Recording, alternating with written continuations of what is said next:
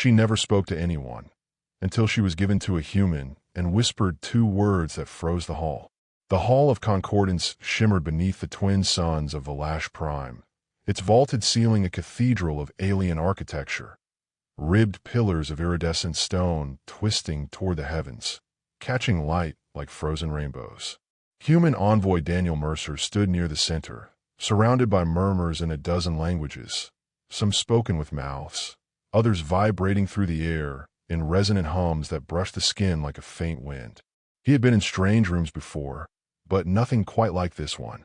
At the far end of the hall, upon a raised dais, sat Lord Artel, noble of the Kareth Dominion.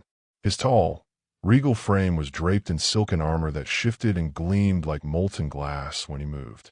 His eyes carried the detached calm of someone who believed they were in complete control of the game. And beside him stood the girl. She was slender, her skin a pale cream kissed faintly by the sun's glow. Her long brown hair fell like liquid chestnut over her shoulders, almost human in texture, though every so often the light revealed hidden strands that refracted faint violet, a quiet, unshakable reminder she was not of Earth. Her eyes, wide and steady, were the color of copper coins left to rest in a shallow stream. She wore no jewelry, no ornamentation, just a simple ivory garment that reached her bare feet. Daniel had been told nothing about her, only that the day's negotiations, over disputed jump routes and mineral rights in the asteroid clusters beyond Kareth space, would end with an offering in good faith. He thought that meant a treaty scroll, perhaps a ceremonial weapon, maybe even an exchange of rare art. Then Lord Artel rose. In honor of the fragile peace between our peoples, the alien noble declared, his voice rolling like distant thunder through the hall, I present my most cherished possession to the emissary from Earth. A ripple of reaction passed through the crowd. Some tilted their heads in alien gestures of intrigue. Others stared with the sharp stillness of predators scenting blood. And then Lord Artel laughed, low, deliberate, entirely without warmth. The girl stepped forward, silent, head slightly bowed. She was not looking at Artel. She was looking at Daniel. The weight of the moment sank him like lead. Possession? The word felt wrong, as though it shouldn't be used to describe any living being. The part of Daniel trained for diplomacy told him to accept whatever this was without breaking expression. The part of him still tethered to his humanity burned to protest. The hall seemed to tilt as she approached him. The crowd shifted into a loose circle, their many eyes fixed on the scene. The air was different here, too quiet, too expectant, as though everyone was waiting for the precise way he would fail. She stopped just a step away, close enough for Daniel to hear the faint rhythm of her breath. And then, in a voice soft but unshakably clear, she whispered 2 words in perfect, unaccented English. Thank you. For a heartbeat, Daniel forgot the entire room existed. The words were like a thread pulled taut between them. Deliberate, intimate, impossible. He didn't answer. He couldn't, not without revealing more than he should. The rules of first contact with an alien noble's family were hazy enough. Whatever this was, it was deeper than politics. Lord Artel descended the dais with slow, theatrical steps. She has not spoken in years, he said, a hint of amusement curving his mouth. Not a single word, not to me, not to her tutors, not even to the healers who tended her when she fell ill as a child. And now, before all gathered here, she speaks to you. Daniel felt the eyes of dozens of alien dignitaries on him, each calculating their own interpretation of the moment. He gave a controlled nod, forcing neutrality into his voice. I accept the gift, Lord Artel, and I thank you for this honor. The noble smile did not reach his eyes. The ceremony moved forward, an exchange of ceremonial tokens, a brief recitation of the peace accord. But Daniel could feel the girl's gaze lingering on him like the memory of a touch. Even when she stood at Artel's side again, her eyes followed his movements with an intensity that was quiet but relentless. When the gathering finally broke, a Kareth attendant led Daniel to a private chamber assigned to him for the duration of the diplomatic stay. The walls were composed of some crystalline mineral that refracted light into slow-moving patterns, like underwater sunbeams. On the table rested a tray of alien fruits, their colors impossibly vivid. A chime echoed through the room. The door slid open without his command. She stepped inside. No guards. No attendants. Just her. Daniel straightened. You shouldn't. You're not what I expected, she interrupted, her voice still soft but steadier than before. They told me humans are loud, aggressive, that you would treat me like property. I don't know what they told you about me, Daniel said, but that's not how I work. Something eased in her shoulders, though her eyes remained sharp. My name is Leora, she said. Daniel took the name in, feeling the way it settled in his mind. Why did you thank me? He asked. She looked toward the crystalline wall, watching the drifting light. Because you didn't look at me the way they do. To them, I'm a symbol, a pawn. To you, I think I'm a person. He didn't know how to answer that. The truth was, he wasn't entirely sure she was wrong. Outside, the twin suns dipped toward the jagged horizon, spilling gold and violet light across Valash Prime's alien sky. Somewhere in the city below, the marketplaces were alive with the sense of spiced air and the call of traders in voices both human and inhuman. But here, in the quiet, it was just them, two strangers bound by a ceremony neither had chosen. For the first time that day, Daniel realized this was no simple diplomatic gift. It was an opening move in a game he hadn't even known he was playing. And Leora was the only one who might know the rules. The morning after the ceremony, Valash Prime's twin suns rose in parallel arcs, their combined light spilling through the crystalline walls of Daniel's quarters. The patterns painted across the floor looked almost alive, shifting as if they were watching him. He had not slept well. His mind had turned over every detail of the previous day. Arthel's smirk, the circle of alien onlookers, and Leora's voice breaking years of silence just to thank him. He had been a diplomat for over a decade. He'd navigated volatile peace talks in a Mars freehold, de-escalated a mining war on Europa, even survived a week stranded with an armed delegation of Drakery pirates. And yet, nothing in the thick, heavy handbook of interstellar protocol prepared him for being gifted another sentient being. A soft chime echoed. The door opened. Leora stepped in without hesitation. Today she wore a robe of deep blue, the fabric shimmering faintly as she moved. Her hair was unbound, falling loosely down her back, and in the morning light the hidden violet strands caught fire. You're up early, Daniel said. They don't let me wander alone, she replied simply, walking past him toward the viewport. This is one of the few places I can come without being followed. Why? She glanced at him, the faintest trace of humor in her eyes. Because I'm your property now. Or at least, that's the way they're telling it in the halls. Daniel exhaled slowly. That's not how I see it. Her gaze softened for half a breath before she looked back at the alien city sprawling below. Towers that twisted like grown coral, hovering transports shaped like gleaming beetles, the sky painted in a blend of violet haze and gold. They're watching you, she said. Every movement, every word. If you treat me like a guest, they'll think you're making a statement. If you treat me like a possession, you'll fit their story. And what's the safer path? He asked. She smiled faintly, though it was tinged with sadness. Neither. Before Daniel could answer, his communicator chimed.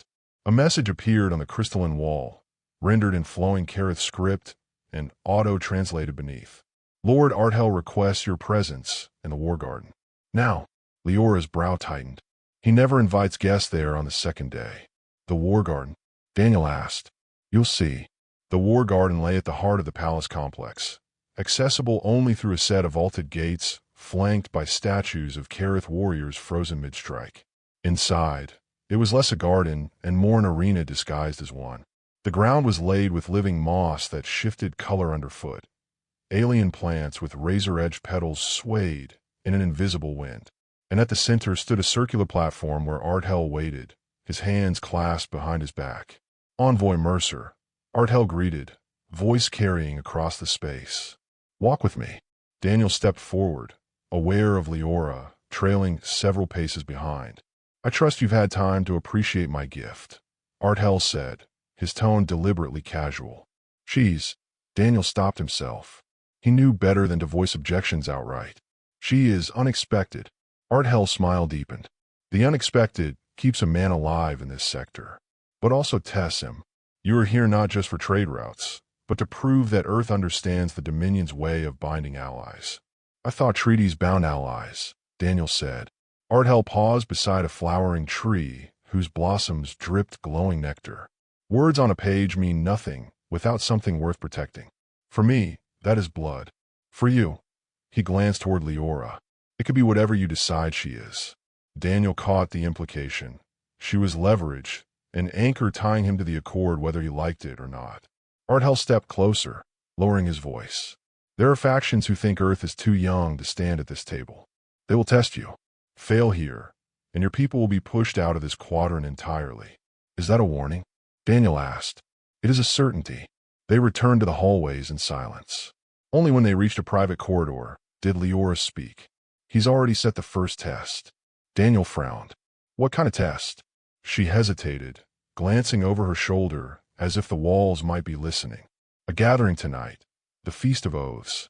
You'll be expected to speak. And when you do, they'll watch me. Every reaction I make will be judged as a reflection of you. Sounds like a trap, Daniel said. It is, she confirmed. But there's more. If you say the wrong thing, it won't just be you who pays for it. Daniel studied her.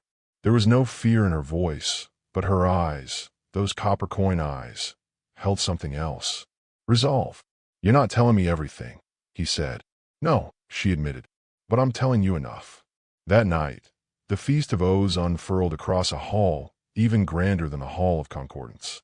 Lanterns of living flame floated above the tables, casting warm light over platters of alien delicacies, spined fruits that pulsed faintly, meats that shimmered as though dusted with stardust. The air was heavy with the scent of spiced oils and something like citrus. Daniel and Leora were seated near Ardhell, close enough that every word spoken between them might be overheard. Across the table sat a cluster of alien dignitaries, their eyes bright with curiosity or sharpened with suspicion. A toast was called, and Ardhell rose. To peace, he said, his voice filling the chamber. Then, turning to Daniel, and to the man who came from the cradle of humankind to stand among us. Dozens of alien eyes fixed on him. Daniel rose slowly, the weight of Leora's presence beside him a steadying anchor. To peace, Daniel began, but not peace born of fear, not peace kept in a cage. The kind of peace worth having is one where those at the table stand as equals, not possessions, not pawns. Equals. A ripple went through the room, subtle, but unmistakable. Daniel caught a flicker of movement from the corner of his eye. Leora's lips curved just slightly, enough to be seen. Ardhell's gaze sharpened, but his smile remained. Bold words, Envoy Mercer. Let's hope you can live by them. As Daniel sat, Leora leaned close, her voice barely audible. You just made a promise to this entire room. They will make you keep it. Daniel met her eyes. Then we'd better be ready. The day after the Feast of Oaths, the skies over Valash Prime shifted from their usual gold-violet shimmer to a strange, bruised hue. Daniel noticed at the moment he stepped out onto the balcony of his quarters. The air felt thicker, charged, as though the city itself was holding its breath. Behind him, Leora stood near the crystalline wall, watching a swirl of light patterns slide across it. She looked restless, her fingers tracing invisible lines along the surface, like someone memorizing an escape route. You feel it too, she said without turning. Daniel nodded. Feels like a storm's coming. Not weather, she said. Politics. A chime sounded, sharp and urgent. The wall lit up with an incoming transmission. A Kareth guard's face appeared, his tone clipped. Envoy Mercer, you are summoned to the gate of ascendancy. Immediately, Daniel exchanged a glance with Leora. What's the gate? It's the public square at the edge of the High District, she said. If they're calling you there, it's not for ceremony. They arrived aboard a hovering transport shaped like a long, silver manta. As it skimmed above the alien streets, Daniel saw more than usual foot traffic, Kareth citizens clustering at corners, watching in unnerving silence. There were no market shouts, no hum of casual conversation. The Gate of Ascendancy was a towering archway carved from some black, glass-like stone that absorbed the sunlight rather than reflecting it. Beneath it, a gathering had formed. Kareth nobles in elaborate robes, armed sentries, and a scattering of human faces Daniel recognized as part of Earth's diplomatic outpost. At the center, restrained by two guards, stood a human man. His face was battered, a streak of dried blood along his temple. Who is that? Daniel asked quietly. Gareth Wynne, Leora murmured. Security attaché from your own delegation. Daniel's gut tightened. Gareth was not just a colleague. He was a friend from his early years in the diplomatic corps. Lord Artell stood nearby, his hands folded, expression unreadable. As Daniel approached, Artell gestured toward the restrained human. This man, Artell said loudly enough for the gathered crowd to hear, was caught within a restricted chamber of the palace during the feast. He carried a concealed device, one capable of disabling our internal security systems. An act of sabotage. A low murmur ran through the onlookers. Daniel stepped forward, keeping his voice level. That's impossible. Gareth's not a saboteur. Artell's gaze was like a blade. You stand by him, then? I stand by facts, Daniel said. And I doubt you've given him a chance to speak. He will speak, Artell said, turning to the crowd. Here. Now. The guard shoved Gareth to his knees. His voice was hoarse but clear. They planted on me, Daniel. I was just looking for a quiet corridor away from the crowd. Next thing I knew, he cut off with a hiss of pain as one guard pressed the end of a short, sparking baton into his shoulder. Daniel felt heat rising under his collar. Enough, he said sharply. Artell tilted his head. The device was found in his hand. A human hand. The Dominion cannot ignore such an insult. If Earth's envoy wishes to prevent this incident from spiraling into unpleasant consequences, you must claim responsibility for him. The implication was immediate. If Daniel claimed responsibility, Gareth would live, but Daniel's own position and credibility would take the hit. If he refused, Gareth might not live to see another sunrise. He glanced at Leora. She stood just behind Artell, her eyes locked on Daniel's, the barest shake of her head telling him, it's a trap. There's more to this. Daniel's mind raced. He remembered Artell's words from the War Garden. They will test you. This wasn't just about Gareth. This was about making Daniel choose between loyalty to his own and bending to the Dominion's dominance. I will take responsibility, Daniel said, his voice carrying across the square.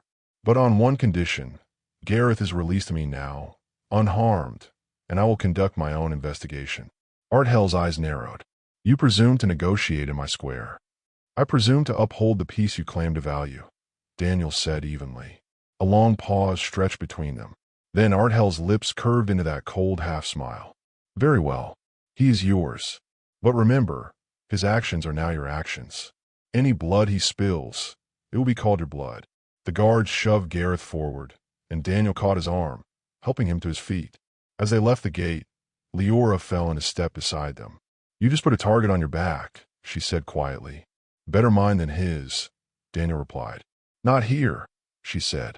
Here. They aimed for both. Back in Daniel's quarters, Gareth sat on a low bench, rubbing at his bruised wrists. You shouldn't have taken the fall for me. I couldn't let them make you the excuse for whatever they're planning, Daniel said. Tell me exactly what happened. I stepped out to clear my head, Gareth said. Next thing I know, 2 Kareth guards grabbed me, shoved this little black sphere into my hand, and shout for witnesses. Leora leaned forward. Black sphere? Did have a faint blue line running around it. Gareth frowned. Yeah, you know what it is. It's not a disruptor, Leora said. It's a locator, a beacon. Someone wanted you tagged. Probably so they could track where you went during the feast. Daniel absorbed that. So the whole sabotage story was a cover. Leora nodded slowly. And now they've got leverage over you. Which means whatever comes next, it'll come fast. Outside, thunder rolled across the alien sky, except it wasn't thunder. It was the low, mechanical hum of ships moving into low orbit over the city. Daniel moved to the balcony and saw them. A dozen sleek craft, their hulls marked with a sigil he didn't recognize. Leora joined him, her voice barely above a whisper. They're not Dominion ships. Daniel turned to her. Then whose are they? She met his gaze. The faction that doesn't want you here at all. The alien ships held their formation in the sky like blades poised above a throat. Even from the balcony, Daniel could feel the shift in the city's rhythm. The traffic below slowed, voices dropped, and the usual hum of the markets was replaced by a taut, waiting silence. Behind him, Gareth muttered a curse under his breath. Those aren't Dominion insignias. They look older. They are, Leora said, stepping forward. House Sereth, a rival bloodline to Artell's. They're not supposed to have ships in this sector. Then why are they here? Daniel asked. She hesitated. If Sereth is moving openly, they're making a statement. That Arthel can't protect his own, or his new human prize. Daniel felt a subtext like a weight settling in his chest. They're coming for me. The first explosion cut through the city's quiet like a jagged scream. Far to the east, a fireball bloomed over one of the mid-tier districts, its shockwave rolling across the skyline. The balcony's crystalline railing shivered beneath Daniel's hands. The second blast was closer. Gareth was already moving toward the door. We need to get you to the shuttle bay. No, Leora said sharply. The shuttle bay is the first place they'll hit if they want to trap him here. We have to move through the Undercity. Undercity? Daniel asked.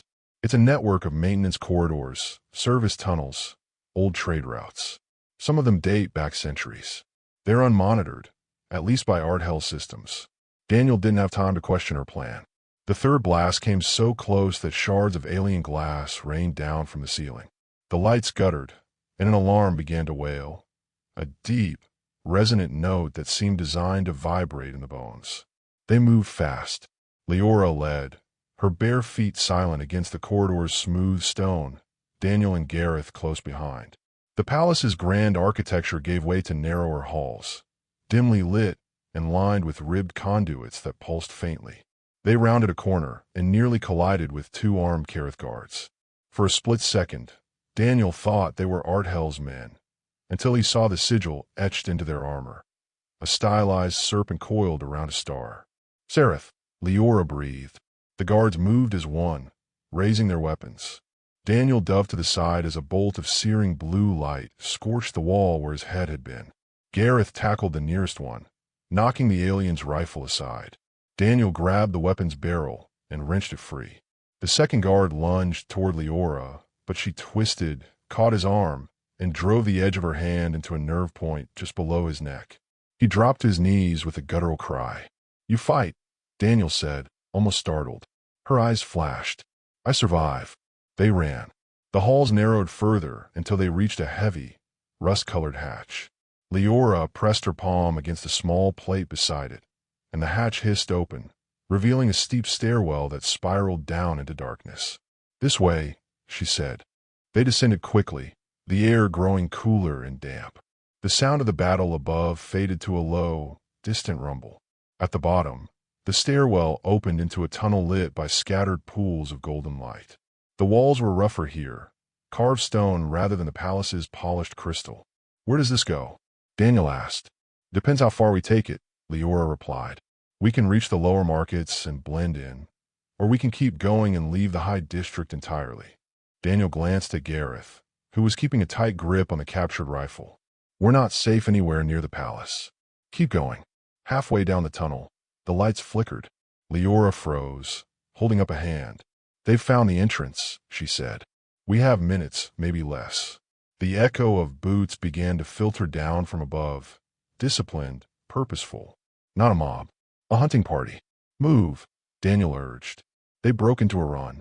The tunnel split into 3 paths ahead, each marked by faded glyphs. Leora chose the leftmost without hesitation. Why this one? Daniel asked between breaths. It's the oldest, she said. Sereth fighters won't know the terrain as well.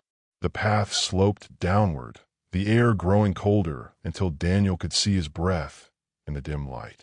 Water dripped from the ceiling in slow, heavy drops.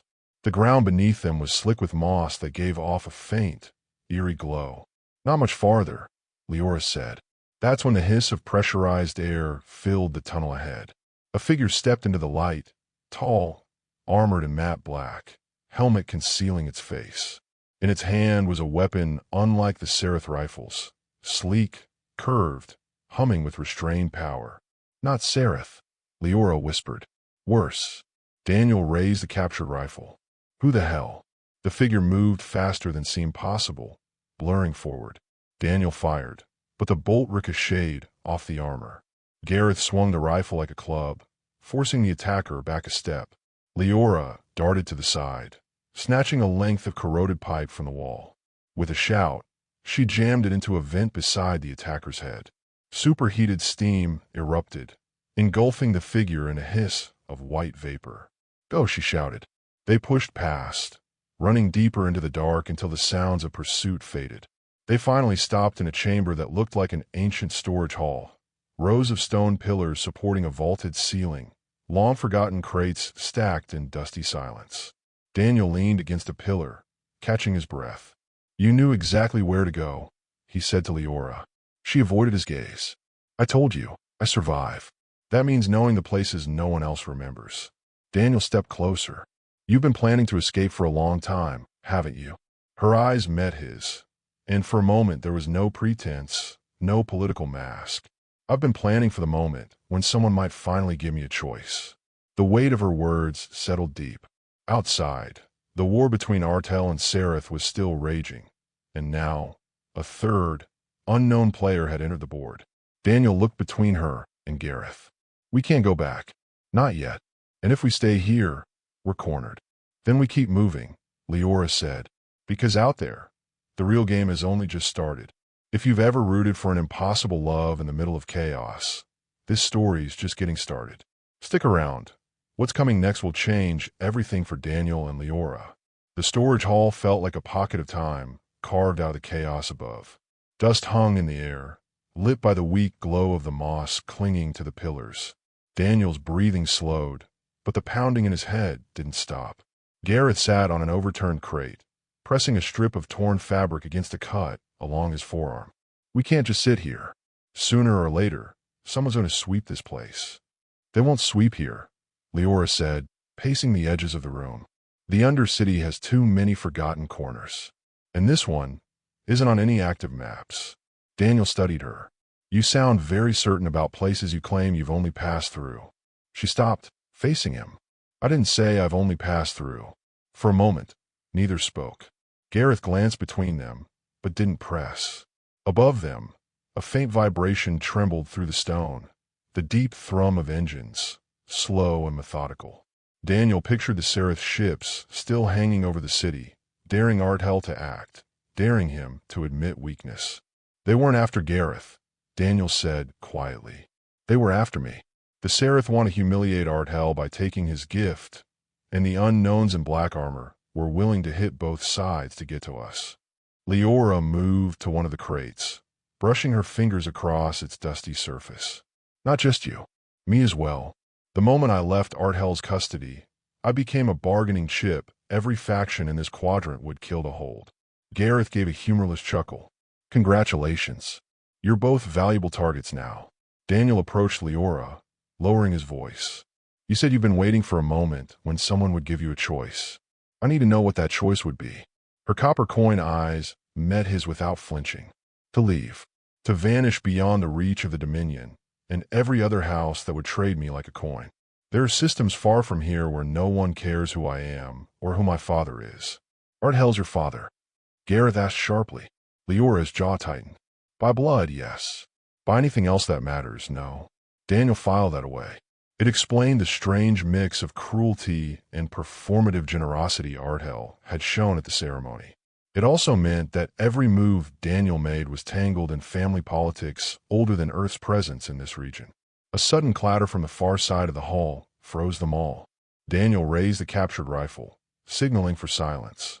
From the shadows, a small drone hovered into view, a metallic sphere the size of grapefruit, its surface etched with shifting glyphs. Leora stepped between Daniel and the drone. It's Dominion tech, she said. Recon unit. The drone scanned her face, then shifted to Daniel. A soft chime sounded, and a holographic projection blinked into existence above it. Artel's face, sharp and composed as ever. Envoy Mercer, the noble said, you've wandered far from the protection of my halls, and you've taken my daughter into danger. Daniel bit back a response. Your halls were the danger. Sereth's men were inside them. Artel's smile was thin. A regrettable breach. One I will correct. But for that, I require you to return with Leora. Not going to happen, Daniel said. Not until I know you can keep her safe. You presume you have a say, Artel said. The Sereth see you as mine. If they take you, it will be my honor that bleeds. And I will not have my honor bled by a human. The transmission cut abruptly. The drone hovered for a beat, then zipped away into the dark. Gareth blew out a breath. Well, That was friendly. Leora shook her head. He's not angry because you disobeyed him. He's angry because someone else is pulling the strings. Daniel thought of the black-armored figure in the tunnel. The one neither Seraph nor Dominion. You know who they are, don't you? She hesitated. I have an idea. But if I'm right, it means the game is bigger than even our hell suspects. Then tell me. Daniel pressed. Her gaze dropped to the floor. There's a faction called the Shroud. They don't fight for territory. They fight to erase power, to wipe every noble house off the map. And they're not supposed to exist anymore. Silence settled heavy between them. Daniel weighed the possibilities. If the Shroud was real, then the attack was more than a political maneuver. It was a signal that someone was ready to burn the board, not just tip it. We need a plan, Gareth said, and we need somewhere safer than this. Leora moved to a side wall, pressing against one of the carved stones. A hidden panel slid aside, revealing a narrow corridor slanting downward. This leads to the old water channels, she said. From there, we can reach the trade docks unnoticed. Daniel studied her. You're sure? Yes. But once we leave, there's no going back to the palace. You'll be marked as having fled Arthel's protection. Sounds like we're already there, Daniel said. They gathered what little they had. Garrett's rifle, a few scraps of alien cloth for makeshift bandages, and a small satchel Leora insisted on carrying herself. Before they entered the corridor, Daniel glanced back at the empty hall. The dust, the forgotten crates, the moss glowing faintly. It all felt like a snapshot of their situation. Temporary shelter, destined to be left behind. The corridor was narrow enough that Daniel's shoulders brushed the walls. Water dripped steadily from overhead, and the floor sloped toward a faint current. The smell was mineral-rich, tinged with something sharp and unfamiliar. As they walked, Leora kept her voice low. Once we reach the docks, we have choices. We could find a freighter leaving the system, or we could disappear into the lower markets and wait for the Seraph to move on. Daniel shook his head. If the Shroud is involved, waiting won't help. They'll follow us until they get what they want. And what is that? Gareth asked. Daniel glanced at Leora. They reached a point where the tunnel opened into a wide cistern, its black water rippling under the light of glowing fungi clinging to the walls. A faint hum echoed through the chamber. Machinery, distant but steady. Leora knelt beside the water, dipping her fingers in. This channel connects to Dock 7, but once we surface, it'll be exposed territory. We'll need to move fast. Daniel crouched beside her. Then we moved together, no matter what happens. Her eyes met his in the dim light, something unspoken passing between them. Not just agreement, but trust, fragile and untested. Yet there, above them, faint and muffled, came the sound of another explosion. The war above hadn't stopped. It was only coming closer. The old waterway emptied them into a narrow subdock chiseled into the stone belly of the Lash Prime. The air here was heavy with the scent of oxidized metal and engine coolant. A single strip of flickering lights ran along the ceiling, casting long shadows over abandoned maintenance skiffs bobbing against their moorings. Gareth was the first to step onto the dock, rifle raised. Clear. For now. Daniel helped Leora up from the final step, her bare feet making almost no sound on the corroded metal. She glanced around, eyes scanning every shadow. There's a service hatch on the far end. Leads to Dock 7's cargo ring. If we can get there before the patrols double back. Daniel nodded. Then let's move. They made it halfway when the hum of engines reached them. Not the slow churn of cargo haulers, but the sharp, predatory whine of something built for pursuit. Leora froze, head tilting as if she could read the sound. Not Dominion, she whispered. Not Seraph. Shroud. Daniel's grip on the captured rifle tightened. Cover. They slipped between two rusted freight containers, crouching low. The craft appeared moments later, a sleek, dark shuttle with no visible insignia, its hull absorbing the light rather than reflecting it. It hovered over the dock with unsettling stillness, then angled toward the service hatch. They know the route, Gareth muttered. Daniel's mind worked fast. If the Shroud had guessed their escape path, they had minutes, maybe seconds, before the hatch was blocked.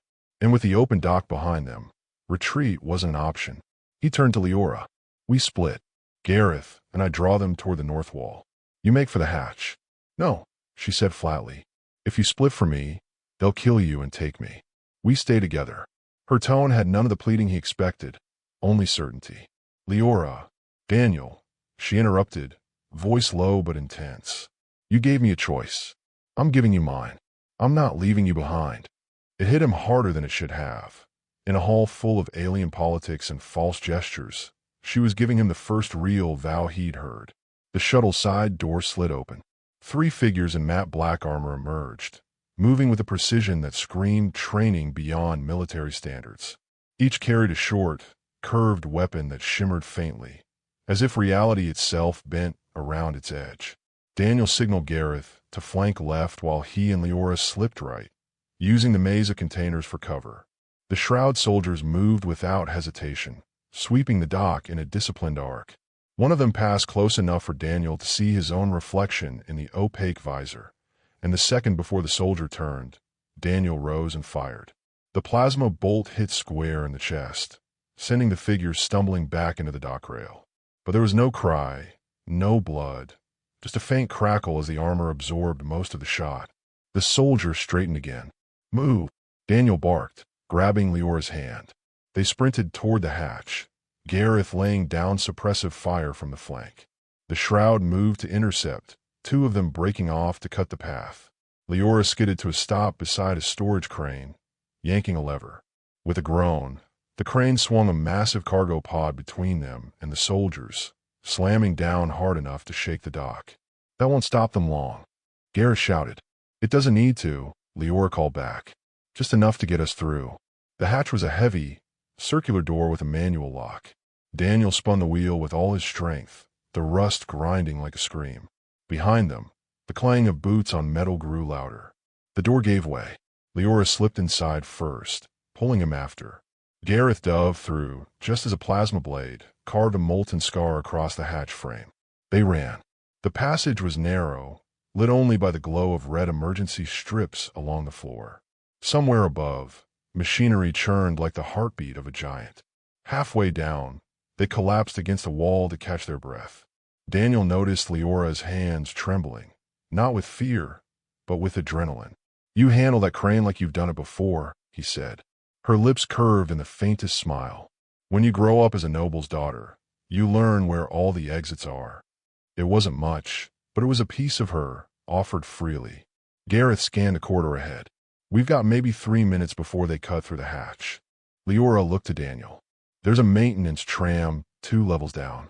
If we reach it, we can get to the outer docks. After that, we disappear. Daniel studied her for a long moment. In the half-light, the streaks of violet in her brown hair glimmered faintly. Alien, yet grounding him more than anything else in this hostile city. We get to that tram, he said, together. They moved again, the rhythm of their steps sinking unconsciously. The air grew colder, the sound of distant waves echoing through unseen vents, a reminder that even on a world like Valash Prime, nature still found its way into the bones of the city. For the first time since the ceremony, Daniel felt something shift between them. They weren't just running from danger anymore. They were running toward the same future, however uncertain it might be. And that, in this place, was more than survival. It was defiance. The maintenance corridor spat them into a cavernous chamber where gravity felt weaker, every step pulling them into a slow, float-like stride. Overhead, immense turbine blades turned lazily, each the size of a starship wing.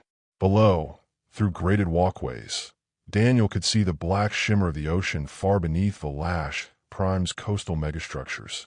Leora stopped at the edge of the grated bridge, breathing hard. The tram is through that hatch, she pointed across the span. Once we're inside, we'll be shielded from their scanners. A metallic boom echoed from the tunnel behind them. Daniel didn't need to look to know the Shroud had breached the hatch. Run, Gareth barked, taking position at the bridge's midpoint. I'll slow them. Daniel's stomach twisted. If you stay, you'll do it, Cole. Gareth's voice carried the steel of a man who had already decided.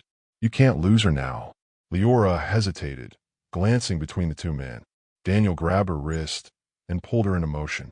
They sprinted across the bridge, the grated floor rattling under their boots. The weaker gravity made each step feel like an impossible leap, but the sheer drop beneath made Daniel's legs burn with urgency. Halfway across, the first shroud soldier appeared at the far end they just left, weapon raised. Gareth opened fire, each shot lighting the chamber with harsh white flares. The soldiers staggered but kept advancing, joined by two more emerging from the tunnel. Daniel and Leora hit the far hatch. Locked. Move aside, Leora said, crouching by the control panel. Her fingers danced over the alien circuitry, pulling wires and bridging contacts. Sparks jumped, casting her face in brief flashes of orange and gold. Daniel could hear Gareth's fire slowing, each pause between shots stretching longer. The lock clanked. The hatch just opened just enough for Leora to slip inside. Daniel, she started, but her eyes widened. One of the shroud had vaulted over Gareth, blade cutting a molten arc through the air, and landed at the midpoint of the bridge between Daniel and the hatch. The soldier's visor reflected Daniel's own tense face as the alien took a slow step forward. Leora was behind him, her hands gripping the edge of the open hatch. "Go," he shouted. "I'm not. Now." His voice cracked with something deeper than command, a plea he didn't want to admit. Leora's jaw tightened. "Not without you." The shroud launched. Daniel ducked the first swing, the blade's heat grazing the top of his shoulder. Pain flared, sharp and blinding, but he pushed into the soldier's space, jamming the rifle's muzzle into the joint between neck and chest plate. He fired. The blast sent both of them sprawling. Daniel skidded dangerously close to the edge, catching himself on the railing as the soldier slid toward the drop. With eerie silence, the shroud fell through the grated gap, vanishing into the darkness below. A second figure burst from the far side, but this one froze, visor turning toward the hatch where Leora stood, as if weighing whether to chase Daniel or take her. Daniel didn't think. He shoved himself forward, slamming into the soldier before they could choose. They crashed against the railing, metal shrieking as it bent. The soldier's blade missed his side by inches. From behind him, Leora's voice rang out, sharp, defiant. "Daniel down." He dropped instantly. A pulse of blinding white light surged over him. The soldier convulsed, their armor locking rigid before they toppled backward over the railing into the abyss. Daniel turned. Leora was holding a compact emitter, its crystals still glowing faintly, a weapon he'd never seen before. Her expression was unreadable. "Inherited it from my mother. Never thought I'd use it." Footsteps thundered behind them. Gareth staggered through the hatchway, his shoulder scorched, his rifle gone. "Go," he gasped. The three of them slipped through the hatch and sealed it behind them.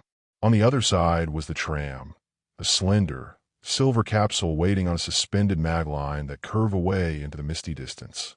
The air inside was warmer, almost safe. Daniel collapsed into one of the narrow seats, Leora beside him. Gareth took the rear, weaponless but still scanning the door. Outside, through the tram's viewport, Daniel caught a final glimpse of the turbine chamber. Tiny black shapes were already swarming across the bridge. The shroud weren't done. As the tram accelerated, Leora's hand brushed his, tentative, testing. He didn't pull away. For a moment, neither of them spoke. The low hum of the mag line filled the silence, a reminder that this reprieve was temporary. But under that hum was another truth, that he'd chosen to fight for her, and she'd chosen not to leave him. In the hostile geometry of the Lash Prime, those choices were more binding than any treaty. The tram glided along the mag line, suspended high above the Lash Prime's coastal expanse. Beneath them, the ocean stretched in impossible shades of indigo, the sunlight refracting off metallic reefs that glittered like a planet-wide necklace. For the first time since the haul, Daniel felt the pressure in his chest ease, but only slightly. His shoulder throbbed where the shroud's blade had grazed him, the wound and angry heat that pulsed in time with his heartbeat. Across from him, Gareth sat slouched, his breathing ragged. A patch of his jacket had burned away entirely, revealing the raw, blackened skin beneath. Yet his eyes still scanned every angle of the tram's interior, tracking shadows that weren't there. Leora sat beside Daniel, her hands resting in her lap. She stared out the viewport at the alien sea, her brown hair falling like a curtain that shielded her expression. "You should rest," Daniel said quietly. "I can't," she replied without looking at him. "The shroud doesn't stop just because we got away. Art hell doesn't stop. If they can't take me back, they'll destroy me." Daniel studied her profile, the subtle way her jaw tightened, the almost imperceptible tremor in her fingers. She wasn't afraid for herself alone. "They'll come after us both," he said. She finally looked at him, and there was something in her copper-toned eyes that was almost relief. "Then you understand." The tram slowed as it approached a junction, a spiderweb of mag lines branching toward the various levels of the Dominion's floating citadels. Their destination was a lesser-used maintenance platform, a place Gareth claimed still had allies willing to hide fugitives. When the doors hissed open, a humid rush of air swept in. The platform's metal decking was slick with condensation, the smell of ozone mixing with brine. Two figures emerged from the shadows, one a human in patched spacer gear, the other a tall, willowy alien with translucent skin that shimmered faintly with internal light. "Gareth," the human said with a nod. "You're late." "Had company," Gareth replied. They moved quickly, weaving through narrow corridors and down a series of spiral ramps that led into the bowels of the platform. Every surface seemed to hum faintly with the movement of water and power beneath. The alien host opened a reinforced door, revealing a small chamber lit by a single hanging bulb. The walls were bare metal. There were no windows. "This will do," the spacer said. "For a night, maybe two." After that, he didn't finish the sentence. He didn't need to. Leora sat on the edge of a narrow cot, shoulders drawn inward. Gareth collapsed into the opposite corner with a grunt, already half asleep. Daniel stood for a long moment in the center of the room, feeling the weight of the silence press against him. "You're safe here," he said to Leora, though even as he spoke the words, he knew they weren't entirely true. She gave a small shake of her head. "Safe isn't real. Not here." He moved closer, crouching in front of her, so their eyes met on the same level. "Then what's real?" Her gaze didn't waver. "Choice. Right now, I'm not in chains. I can choose to speak. I can choose who I stand beside. That's all I have." Daniel let the words settle between them. "Then choose me." The flicker of a smile, faint, but there, tugged at her lips.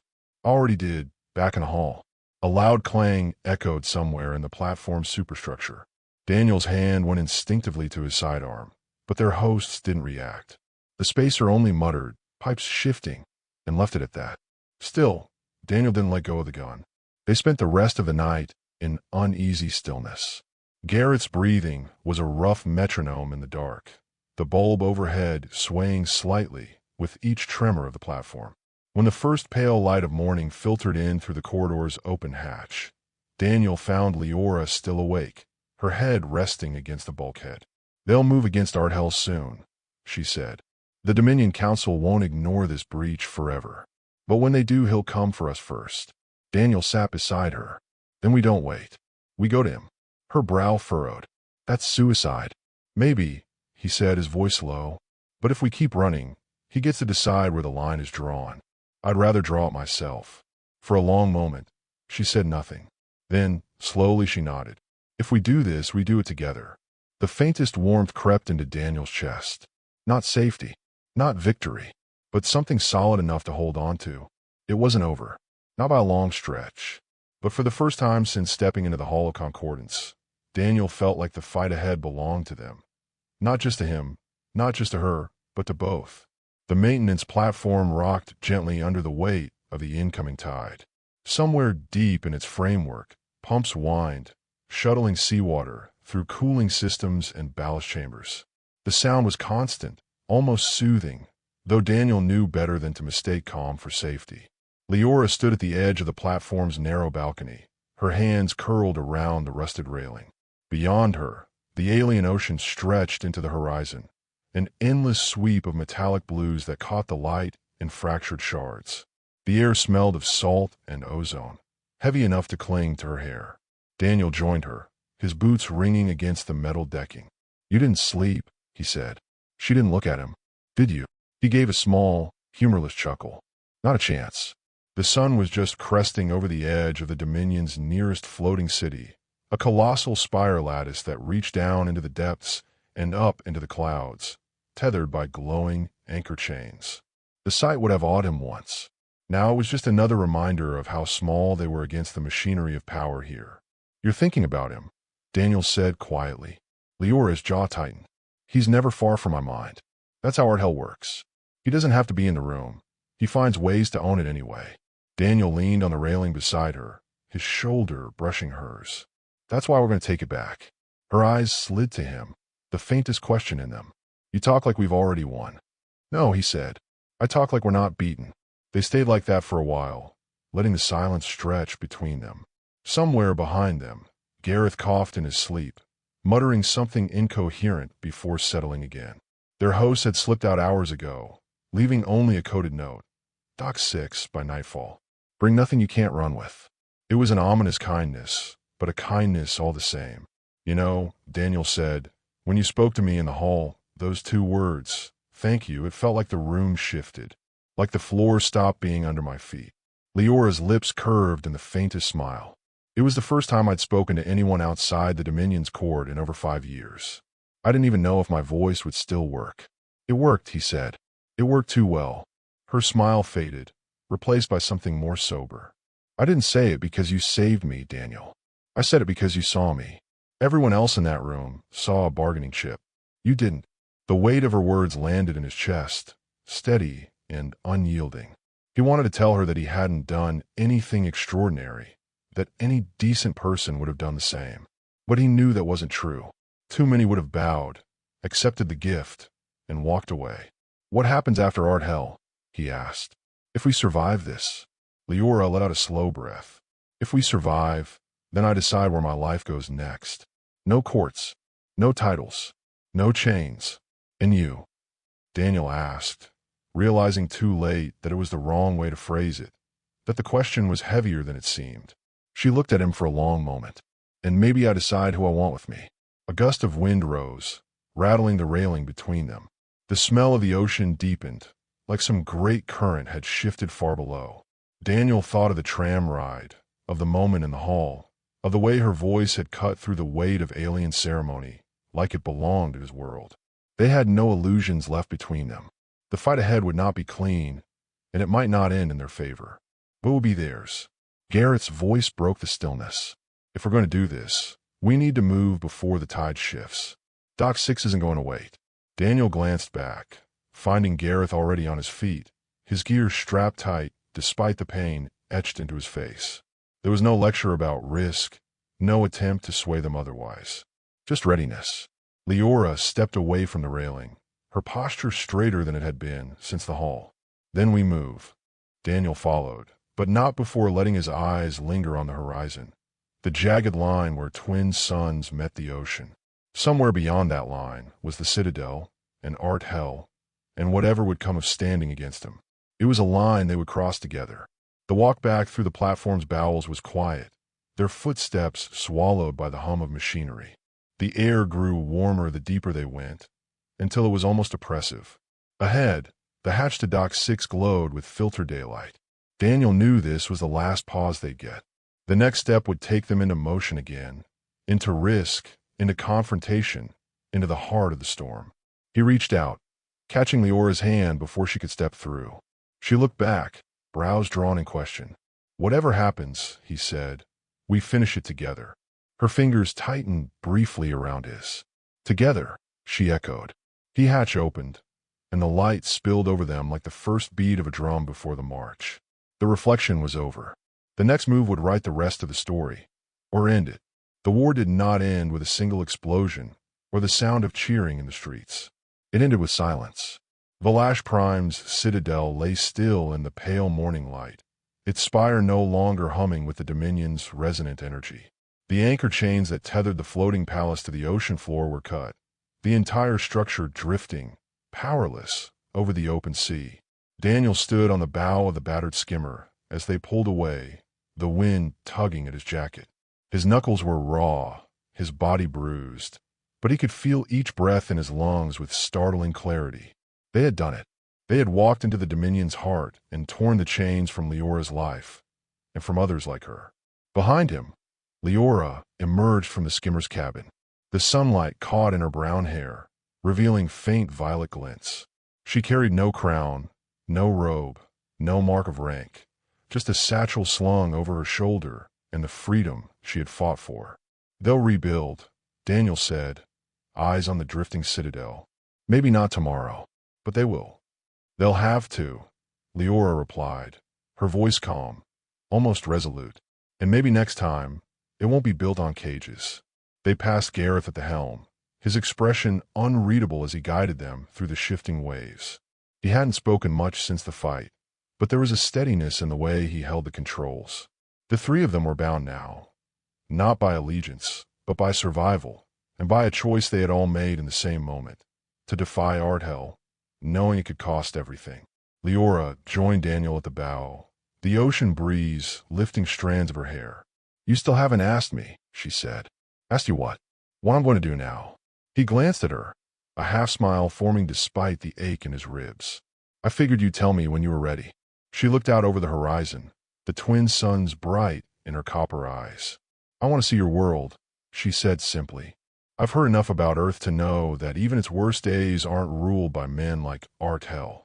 Daniel thought of the crowded streets of New York, the smell of rain on concrete, the stubborn humanity of people who built their own chaos without the hand of a noble to command it.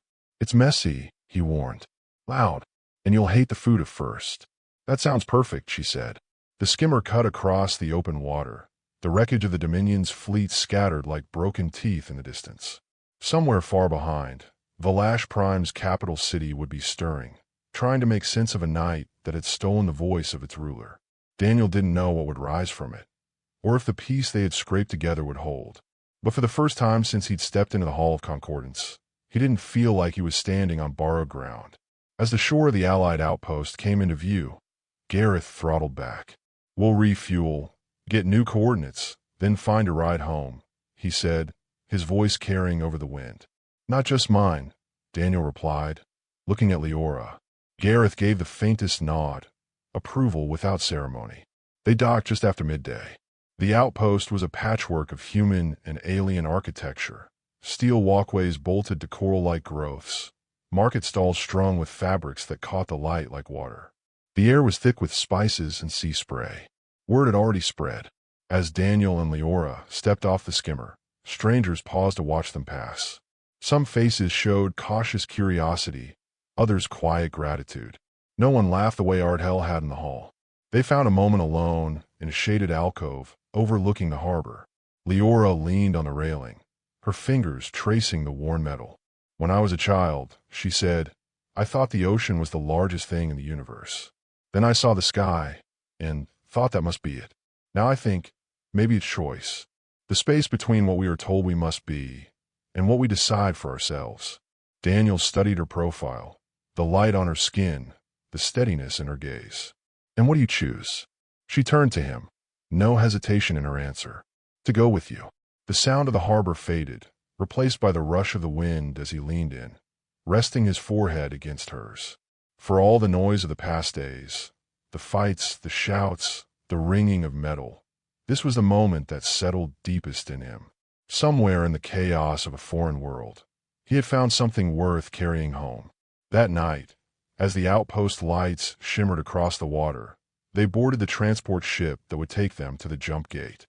Gareth stayed behind, disappearing into the maze of streets without a goodbye, but Daniel knew their paths would cross again. The stars stretched wide beyond the viewport as the ship lifted, each one a promise, each one a reminder. This was not an ending, but the first page of something new. Thank you for following this story. If you've ever rooted for an impossible love, between worlds, between lives, between people who were never meant to meet, share it, tell me your thoughts, and stay close. There are more stories like this, and they're worth every heartbeat it takes to tell them.